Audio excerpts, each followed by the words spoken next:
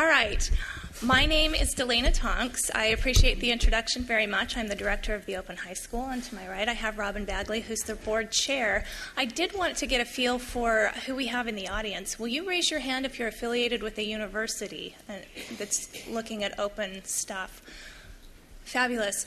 Would you raise your hand if you're connected to some sort of an open community? Creative Commons, Open Ed? Okay. Excellent. Is there anybody here affiliated with a secondary or pre-university? Woohoo! We have 3, 4, 5, 6. A few. Okay. All right. That's exciting. I am going to begin by way of introduction. This is really going to just be an overview of what we do at the Open High School of Utah. We've been in operation for a year. This is our 2nd year, and I'm going to show a little video about how we started and what we do.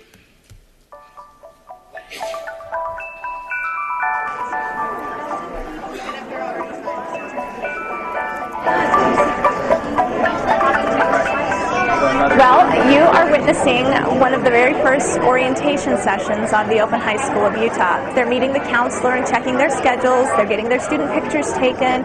They're signing in and doing their forms and their fees.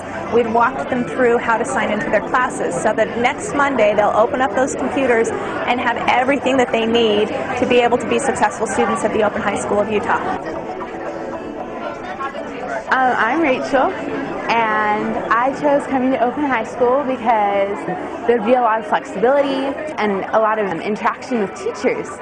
So it was different from what else was out there, and I just thought it would be a good fit, and it is. So I started skating when I was 8, and now I just travel for contests. The best part's been just being able to travel and skate without having hassle of school and just take it with me. My older daughter went to it last year, and she's in China this year working in an orphanage, and she was able to take her computer with her and do her classes in China, so that's awesome.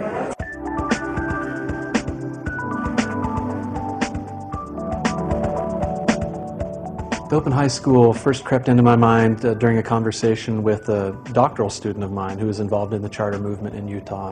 Essentially, he dared me, saying, "You're always doing all this great talk about open educational resources and access to education, and you should probably either shut up or put something on the table." We are actually the first secondary school that we know of globally that is using and creating their own open source curriculum. I hire teachers to go ahead and write the curriculum under the instruction of our curriculum director. So the first thing that they do is just gather content. There is so much OER out there. Once they have that gathered, then they go through it and they start aligning it to the state standard. Then they start beefing it up and adding in the screencasts, and we use Skype and Jing and Camtasia and VoiceThread and SlideRocket and Blabberize, and it's like a foreign language, all of the tech tools that we're able to use. But the thing that I really like is having it more interactive and being able to have math applets on your thing where they're actually able to play math games, or they're actually able to see things happening, which you couldn't see in a textbook. With the open source content, you can modify it to meet your own students' needs. So when I found some stuff, I tried it in my class, it didn't work, threw it out, tried something else that I found, and it worked. And so that's what I love about open source and not having a textbook, is that you can't just tear out that chapter in the textbook, but with open source you can. Now, one of the first things a teacher will go to look at things is obviously her gradebook. In a gradebook, you can actually go to individual assignments, and so I'm going to take a look at this test right here. And we cannot just look at grades, but we can look at scores on individual questions. And then I can take a look at all these different items over here to give me more information to try to decide, was it a valid question? Do I need to examine the content that the students learn the question from? Do I need to look at the question and rewrite it? So all of these different levels of data and data analysis are available to our teachers that really aren't available to a teacher in a brick and mortar unless they have a program like this that is doing the math for them. I love bricks and mortar schools, so I'm still, I know they're trying, but it was a lot harder. We always talked about wanting to make it data-driven. But it was hard when you're correcting all these paper tests to be able to go through and actually analyze each question and what each question was, whereas here it's at our fingertips. Here, the kids who need help can come to you, or you can come to them when you notice that they need help, and they really get that one-on-one interaction that some students need. And you know, other students may not need it and they're just really smart and they can go through their classes, and that's great. But the kids who really need it get it, and they get a lot more of it at Open High School. There are 250 this year, 9th and 10th graders. Trying to open up an entire curriculum in one fell swoop would be very difficult. So we did 9th grade last year, 10th grade this year, and then we build the curriculum during the school year for the next year to be rolled out. So next year, actually, we're far enough ahead with our curriculum building that we'll be adding 11th and 12th grades next year. There's no reason that this model can't be replicated other places. You know, Moodle is open source. Our curriculum is Creative Commons licensed, and we're releasing it each year, both in a browsable way, but also as Moodle packages that you can grab and stick straight into your Moodle. So before August is over this year, all of our 9th grade curriculum will be available for people to download and use. Success and what it should be for public education across this nation needs to be that we have prepared our students to succeed in a 21st century global economy. Even talking with businessmen in the technology sector who get technology, they know it's coming, that it should be in education, and we'll still hear things like, but I'm still concerned about socialization. I don't see how somebody could be in an online school full-time and have socialization. There's a lot of socialization, it just looks different. In fact, it looks a lot like what our kids are involved in outside of the classroom. Those are the tools that they use. They're already prepared to utilize them to their fullest. They know how to collaborate online. Online education is not just a fad. These tools that we're using are the exact same that people are using in the workforce. Our workforce is becoming very mobile. It's becoming very flexible.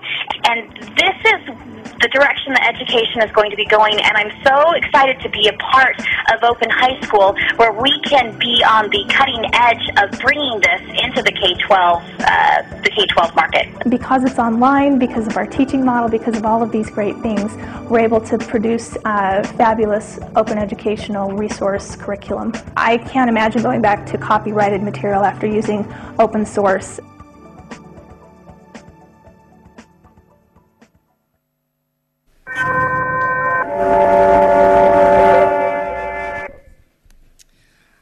So that gives you a brief overview of where we started and where we are now. I wanted to touch on our mission to facilitate lifelong success by meeting the needs of the 21st century learner through individualized, student-centered instruction, innovative technology, service learning, and personal responsibility. We already did the overview. So raise your hand if you're familiar with Reese's Peanut Butter Cups. It occurred to me at a global conference that there may be some of you that are not. Chocolate-covered peanut butter. It's really good. If you haven't tried them, you should. So just like peanut butter and chocolate are a great fit, the teaching model of targeted individualized instruction at Open High School combined with open educational resources, it's an amazing combination. So I'm going to briefly touch on the teaching model that we have. Teachers work with students in two different ways, and we use data throughout. The student can indicate that there is a need for help, the equivalent of raising their hand in a classroom, which, as we know, that doesn't happen very frequently. The students who really need help aren't the ones that are inclined to raise their hand in a classroom full of their peers and say, yeah, I didn't quite get that, can you go back and redo it? That doesn't happen. But in the online arena, they can hit that replay button. It's education on demand, and that works very, very nicely. The student can video conference. In fact, this morning somebody asked if we had any face-to-face interaction, and I said, we have lots of virtual face-to-face interaction by a video conference, and it brings that student front and center with the teacher. The data can also indicate that the teacher needs to reach out and find those students who need help that aren't raising their hands in class, that aren't coming to the teacher and saying, yeah, I didn't quite get that, I need some help on this. So those are the two different ways that data informs our instruction. My background is in French and Spanish teaching. I taught for 13 years, and there was a point in time where I taught French Level 2 and Spanish Level 2. My day was spent teaching French 2 in the morning, and then I would flip languages, and I would teach Spanish 2 in the afternoon. I taught it 6 times, 2 different languages, and I was doing the same thing with groups of students moving throughout my classroom. But if you can house the curriculum online, the teacher's job becomes a lot different. It's not the teacher teacher doing the same thing over and over, we're able to capture that in the online arena, and the teacher reaches out to the students. They have time to take a look and use the data to their advantage to see what students need, which content tweaks to be able to succeed. So students can access the curriculum at their convenience. Instruction and learning is asynchronous. In some online schools, there is synchronous learning, and we've actually determined that for right now we're going to be asynchronous, and that meets well. Teachers can meet with students for one-on-one or small group tutoring because of the time that's available to them. The benefits from this teaching model: content is accessed by the learner demand, not by a school bell. Any student can get equal time in a classroom of one instead of a classroom of many. And I think about the traditional teaching model, at least in the United States, students get 50 minutes of every subject, whether they need 25 or 75. This teaching model allows a student to get however much time they need. Think time is gained. Students can hit replay or move ahead, and the students get what they need when they need it, which is invaluable. Now, static doesn't mean boring. Just because it's housed in a computer doesn't mean that it's workbooks slapped into a computer screen. It's actually engaging and rigorous. It's not just worksheets. It's relevant and has practical application to each student. And what we try to do is use interactive content to keep the students engaged. So they watch videos that demonstrate course standards. They use voice threads, nice little technology that we found. We tweet about course content. We actually, Tom Caswell's here, he's going to be doing a twistery workshop in one of the sessions. We were actually the first school that we know of to do a field trip in real time using Twitter as the vehicle that connected our on-site students and our off-site students, and it was a lot of fun. They can ink assignments and show work in math. They play review games and get immediate feedback on the things that they're doing. So with our data-driven decision-making and our teaching model, I'm going to tell you a little bit about the types of data that we gather. Raise your hand if you know what High-Rise is. A few of you. It's a customer relations management software that allows you to track communications with different customers, which for us would be our students. And so each teacher interaction with each student in each class is actually tracked in this system. This gives us a lot of valuable qualitative data to sift through, which can also be quantitative, looking at the number of interactions that have happened. Teachers can post successful interventions that help a student. So in a traditional setting, you might have a student who's struggling, and you'd have to walk down to the counseling center and find out who the other teachers are and figure out how best to help that student by collaborating outside of school time for that one student. That doesn't happen very often. It's very difficult and a lengthy process to have that happen. But the way we use High-Rise is a teacher can click on a student's name, and all of their conversations with every teacher are pulled up, and they can see, oh, this student is generally available between 7 and 9 p.m. because they're playing on Facebook, and it's really easy to get a hold of them then. So that's an intervention, a strategy that all teachers benefit from because one teacher figured that out. So individual successes and teacher best practices are also posted for all of the faculty to see. Here's what that looks like. It's kind of like a Facebook wall. There's a running record, a chronological record of all of the communications that the teachers read every night before they go to bed. Then if you click on one student's name, it shows all of the communications that have happened with that one student. We also use Moodle, as Dr. Wiley said in the video, as our learning management system, and that gives us a whole lot of rich data that we use as well. So we can track how much time a student spends on each page per class. We know there's a correlation between the amount of time spent and the student's grade. We also know that we can group students by performance to offer specific strategies to the students to improve their grades. And it also shows us mastery of state core standards almost instantly, so the teachers have feedback on where instruction can improve understanding. So this is what that looks like with the immediate feedback, and some of that was covered in the video, so we'll kind of click through these quickly. The important thing about this is that teachers have the ability, as you saw my computer tech teacher say, you can't just throw out a chapter of a textbook, but with open source you can, with open educational resources. So we use the data and we say, all right, this portion of the content didn't work very well. What are we going to do about it?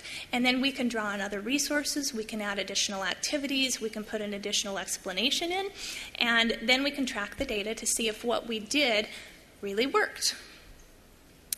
This is one of Dr. Wiley's brainchildren, is that a word?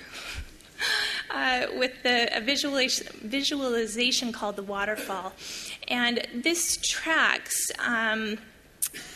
how much time students spend on their work and what their grades are. So up here you can see the students who spend a lot of time got a very high grade. The students who didn't log in, not so much. You can see Thanksgiving break here, you can say Christmas holiday here, and it shows exactly when the students logged in.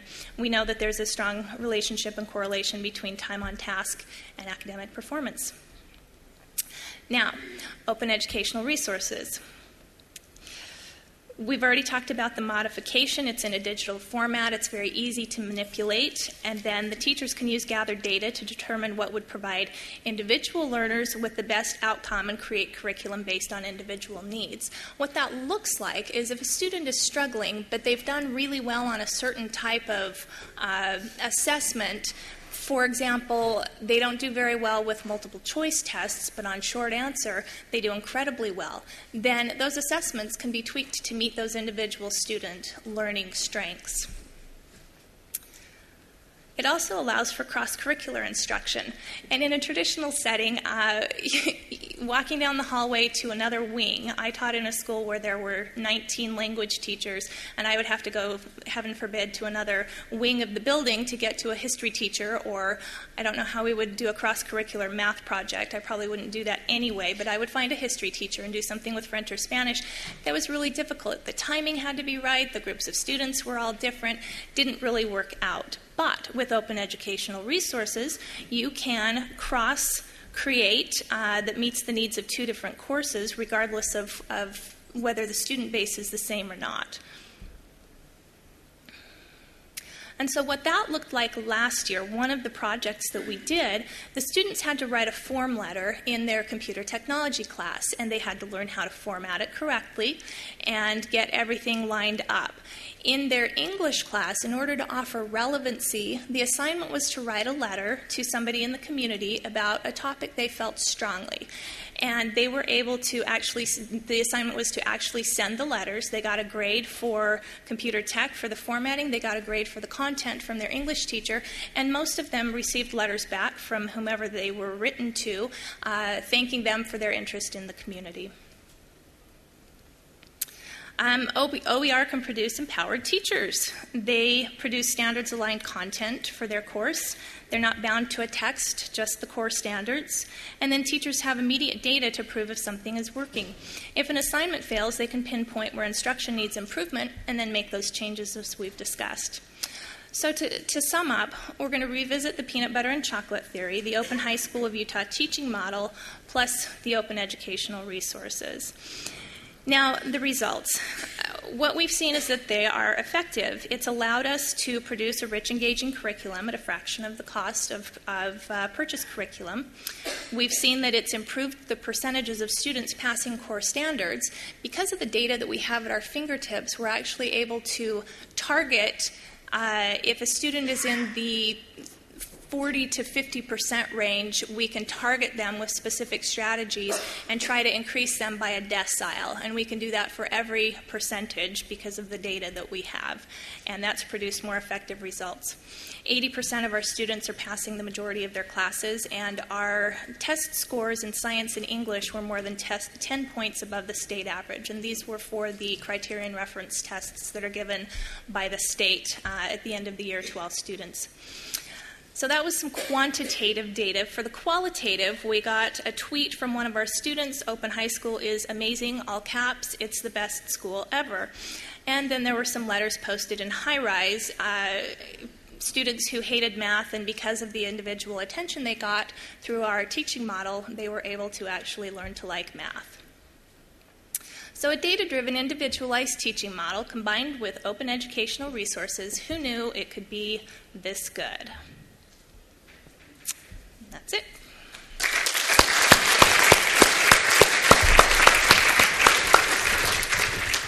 DeLaina, thank you so much for that. I know I feel I just got a glimpse of the future there. That was fantastic. Do people have questions for DeLaina? We have about 5 minutes for questions. Yeah, my name is Svein. I'm a math teacher and programmer from Norway. And I was wondering, do teachers at the Open High School spend a lot more time on their jobs than regular teachers do? Do teachers spend more time on their jobs at our school than teachers do in... Just, do they invest more in their students than you would normally expect from a teacher? You know, are they really is this a community core? Gotcha. Okay, let me tell you a little story about that. When my teachers first started teaching, some of them had some apprehension about, well, how are we going to connect with our students? How are, in a classroom you can see them and they're right there with you. How is this going to work? And what I found, one of my best teachers came up to me after a couple of months and she said, in a regular classroom setting, it takes until October, November to gel with the students, to feel like your class is on the same page and you're moving at the same pace. You know all the students, all their names. And she said, I would see students and I'd say, oh, you're my second period class, you're my fifth period class, you're my seventh period class. But at the Open High School of Utah, I see each student as an individual rather than a collective group. So that's my story that I can tell you to speak to that. I feel that we've created a culture that allows students and teachers to feel like they're all part of a community that's doing something phenomenal. In most states in the United States, the financial relationship between the school and the state is built on measures of average daily student attendance, taking roll. Mm-hmm. How is that accommodated under the model that you've developed? Well, that's a good question. It's a policy question, and it's something that the online community struggles with across the United States because they want their 990 hours of seat time. We've worked with the state, and what they do is our students have to log in at least once a week. It can be Monday through Sunday instead of 8 to 3, Monday through Friday. So we still have to somewhat meet those requirements. And we still are funded on the October 1 count, is actually how they do it in Utah instead of the ADM at the end of the year. But we are a public school funded with taxpayer dollars. They do it based on the October 1 count. And that's how many students log in. Logged in on October 1 or 5 days before or five days after. They tweaked a little bit for us. In schools, bricks and mortar, they go count the students. But for us, they allowed us some leeway on either side because they don't necessarily have to log in every day to complete their work. Was that done as a statutory change? Well, can we maybe take that offline? There's a lot of people want to have questions. We're running out of time. I was wondering if you guys made an effort to use open source software on top of the open education resources and how that was received by students and the faculty and staff. We do. In fact, if you go to our website, you can see some of the different tools that we use. We try and use Aviary instead of some of the for-pay graphic design. Anytime we can use an open source software that meets the needs of our students, we do that. Hi, I was interested in how you deal with people who, the students who don't log on at all or start, and then I'm just thinking about motivation. We stalk them. Well, it's just how you contact. If your primary contact is through your IT, if they're not even logging on, then how do you get in touch with them? Yeah, no, that's a great question. We get asked that all the time. That's where our high-rise comes into play. We actually have had students text the girlfriend of our teachers text the girlfriend of the student during 3:30 and 3:20, 3:57, because that's when they're on their phone. And when we find a strategy that works, then we put that in high-rise, and we call the parents, and we do all of those types of reaching out activities to try to get them to engage. I hate to be mean and have to cut off discussion because I think we could go on for another half hour. This has been so fascinating, but I do want to be fair to Kathy, so we need to move on. DeLaina, thank you again for a fantastic presentation. I have business cards.